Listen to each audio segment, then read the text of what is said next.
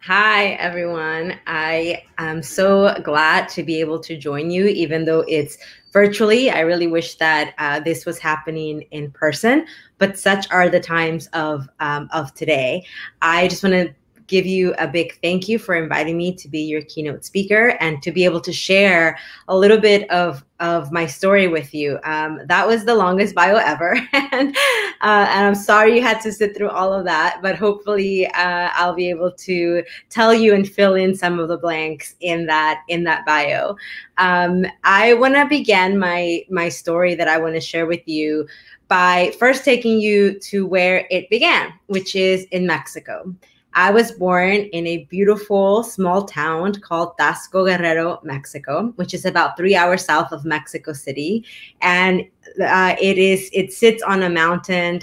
There's just green, luscious mountains all around us in Guerrero, and I was born there. My mom and my dad, even though they didn't have very much of an education. My dad graduated from high school when he was an adult because he attended night classes. My mom was only able to finish sixth grade because she had to drop out of school to be able to help with her younger siblings. But despite the fact that they didn't have very much of an education, they did always instill in me and my siblings the importance of getting an education. That was something that I remember even as at a very young age.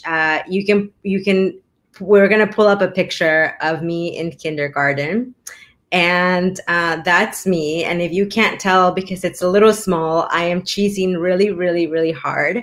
I am probably one of the only kindergartners ever to be just like happy to be in kindergarten. Me and the little boy in front of me, because he's cheesing super hard too. Thank you so much for putting the picture up. So and I know that you all have a program to make sure that the kids are ready to be able to go to kindergarten. And I am very thankful that my parents were able to put me through Montessori when I was in Mexico before going to kindergarten. And so I felt like I was already very prepared to be able to be in kindergarten. So, the reason I want to start my story, telling you my story when I was in Mexico, is because when I was there, my parents were able to send me to really good schools. And one thing that I didn't realize when I was in those really good schools is just the sacrifices that they were making in order for me to have that kind of education. So my parents moved to the US when I was 3 years old. And from the time I was 3 until the time I was 11, they traveled back and forth between Mexico and the US. And that was really hard for me as a child because I didn't know when my parents were going to come back.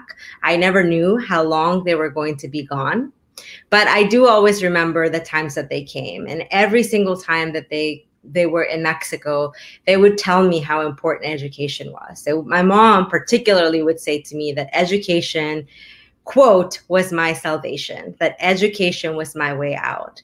And I think part of what she meant by that is that her with a sixth grade education didn't have a lot of choices in Mexico. And so she had to leave her family behind and come to this country to be able to provide for us. And she didn't want that for me. She wanted me to have different choices. She wanted me to be able to go to college and have a better life. And that was not always possible in our country. And so she brought me to live with her. And this next picture I want to show you is the last picture that I have or that I've been able to find of me in school in Mexico. This is the 1980s. And so my mom's hair reflects that. That is my mom in the big hair. In the middle is my sister. Then it's my dad. I'm the little one with the uniform, and those are my two cousins. This is the last picture that I remember taking in Mexico in my Catholic school girl uniform. And after that, I came to live in the US. Thank you for putting that picture up. I was 11 years old when I immigrated to the United States. And I came here on a plane with a tourist visa, and my parents enrolled me in school. And one of the really most challenging times of my life was when I was 11 years old, learning how to speak English. I didn't know very much English when I first moved to the US. I think I knew how to say chicken, hen, pencil, and pen. And those were the only words that I knew. And because of that, I think people had this idea that I wasn't smart. But they were very wrong, because I've always been a really good student. Back in Mexico, we have a thing called la escolta, which is a sort of honor roll, except that we literally march around the school as sort of a display of who got the highest grades. And I was often on la escolta. But moving here, my lack of English really made people think that I should be in remedial classes, when all it really meant was that I was learning a second language, and all I really needed was a little bit more help. And I think that perhaps language isn't the barrier for a lot of girls in your programs or in Utah, but the thing that is common, and the common thread between my experience as a young girl and many of the young girls who don't come from privileged backgrounds, whose zip codes do determine their quality of education, the thing that we have in common is not that we're not smart. The thing that we have in common is that we need a little bit more help.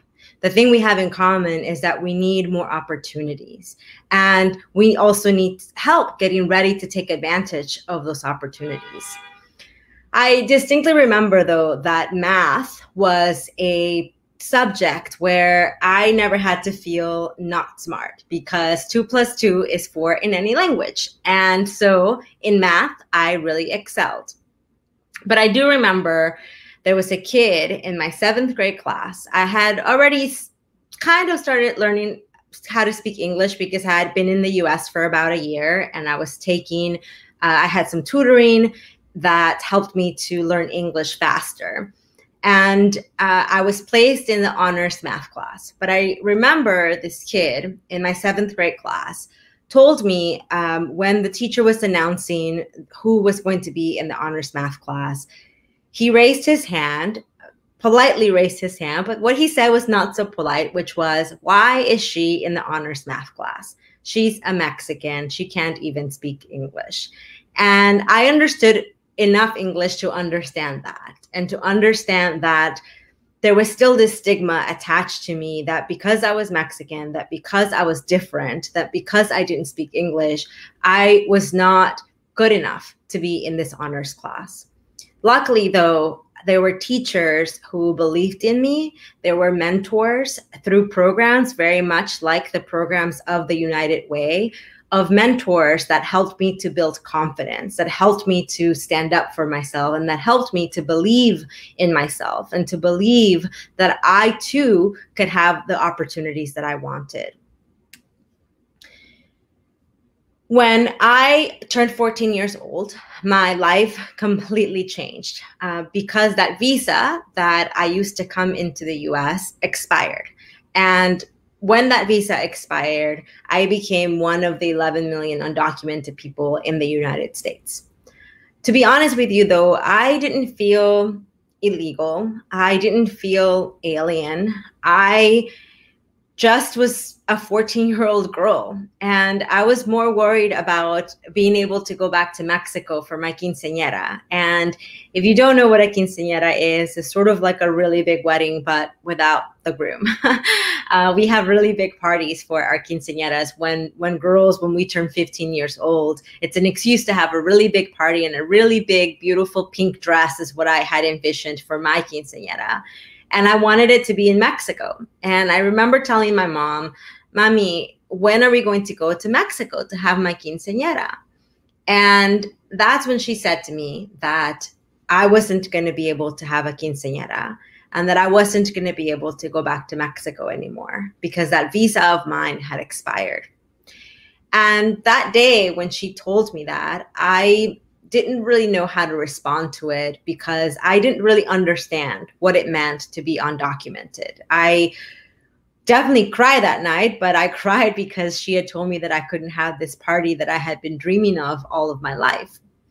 And I also felt like she had lied to me, because she had told me that if I worked really hard and I got good grades, that I could have this party. But for circumstances beyond my control and beyond her control, that was no longer possible. But she continued to instill in me this idea that if I worked really hard, that I could go to college, and that if I went to college, I could have better opportunities. And so I continued to do really well in school. And by the time I graduated high school, I had graduated in the top 5% of my high school class. And I had a teacher. His name is Mr. Nospilius. He was my physics AP teacher.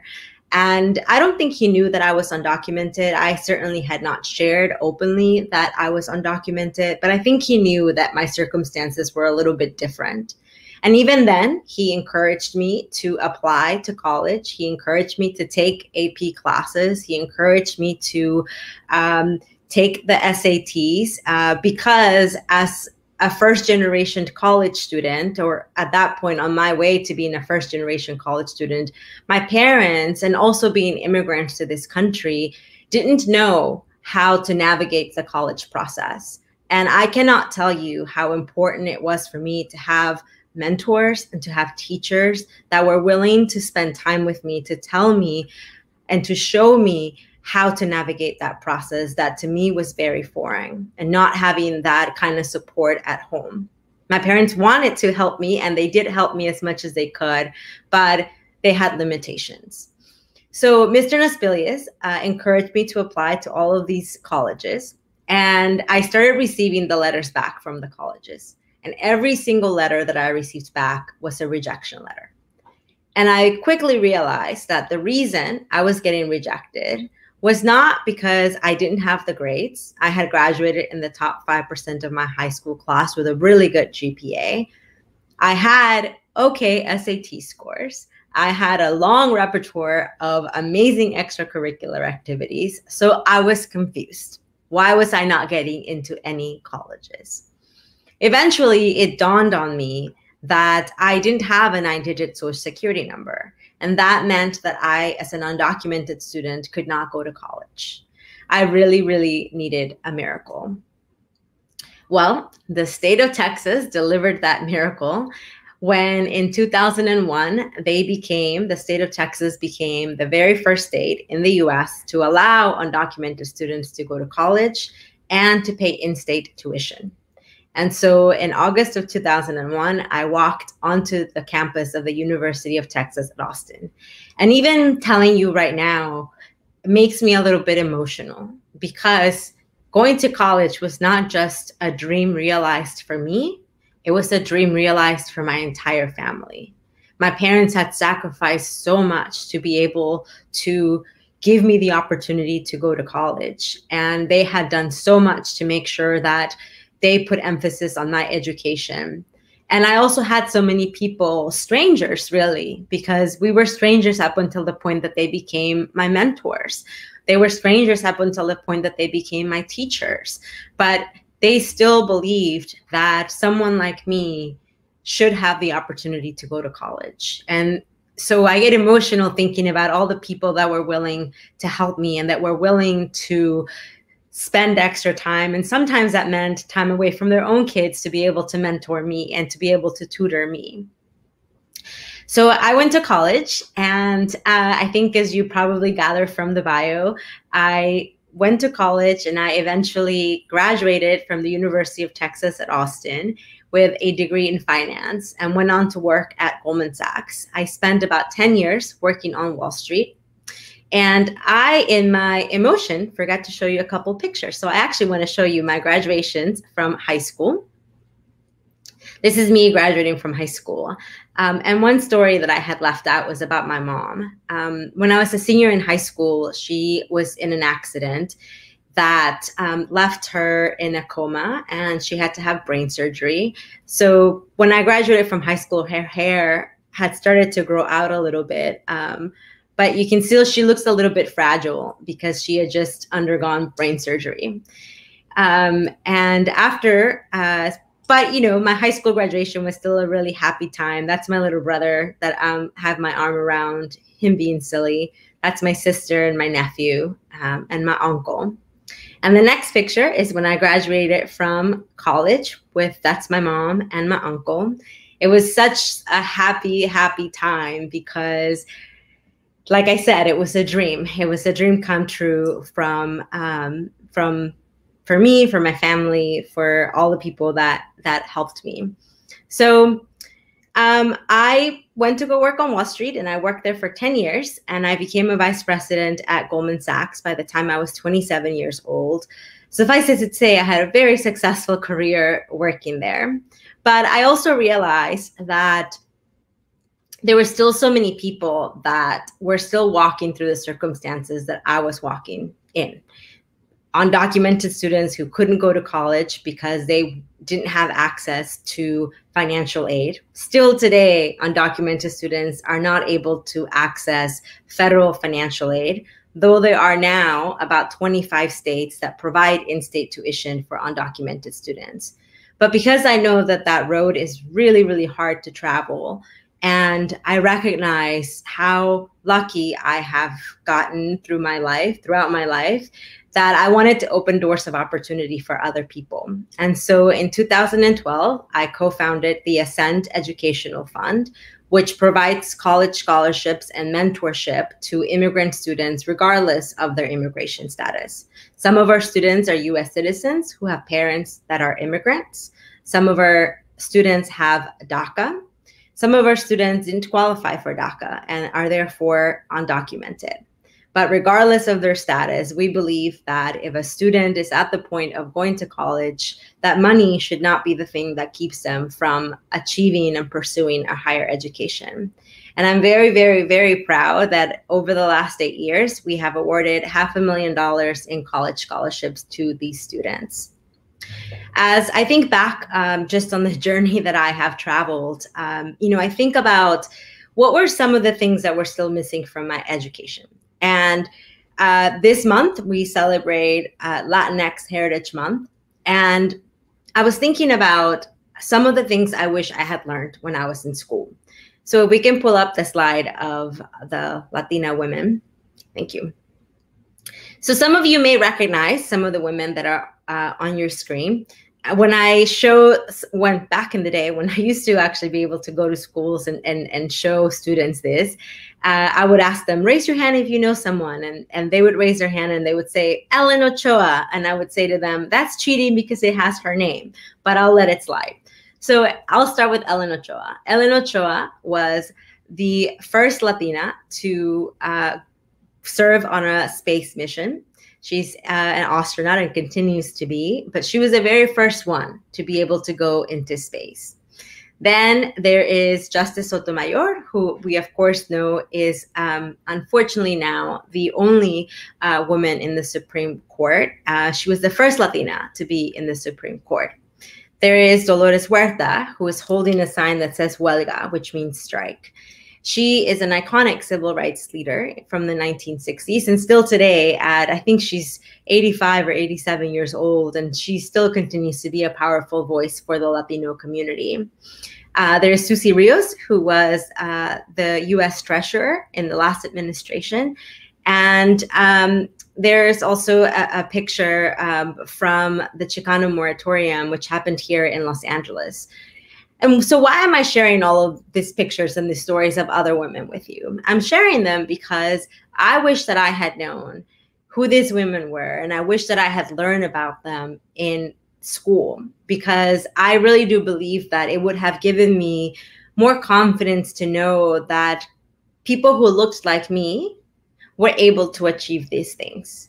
And so I try today to share more of those stories so that people like me who grew up undocumented, who grew up low income, who didn't grow up seeing these examples in their everyday lives, so that they do know that these stories exist and that they happened, and that they too can achieve these amazing things that women before us, Latinas before us, have achieved.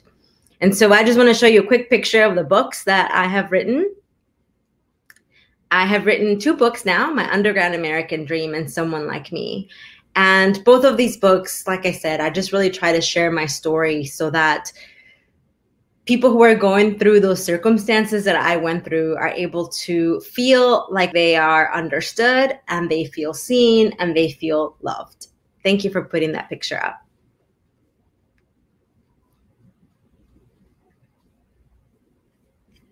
So I am almost to my time, but I did want to leave you with a couple of things.